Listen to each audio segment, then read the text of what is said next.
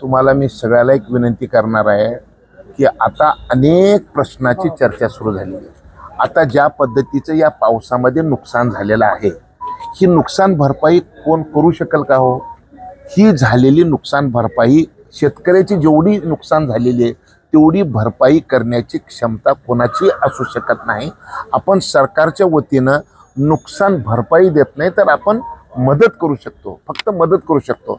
आणि नुकसान जे झालेलं आहे ते तेवढं नुकसान तर भरून काढणं शक्यच नाही। आणि आत्ताचं जे तुम्हाला जे नुकसान दिसू लागले ना, ह्याची आता आपल्याला सवय करावी लागणार आहे, का तर हे वारंवार घडणार आहे। कधी पाऊस जास्त पडून, कधी पाऊस कमी पडून, कधी पाऊस न पडून, कधी तापमान वाढल्यामुळं आणि कधी गारपीट झाल्यामुळं, कधी थंडी वाढल्यामुळं, म्हणजे 365 दिवसापैकी 322 दिवस हे शेतकऱ्याला संकटाचे दिवस येणार आहेत। ही काळ्या दगडावरची पांढरी रेघ आहे। आपण एवढं प्रचंड निसर्गाचं नाश केलेलं आहे, त्याचे भोग आपल्याला भोगावे लागणार आहेत। एबीपी माझा, उघडा डोळे बघा नीट।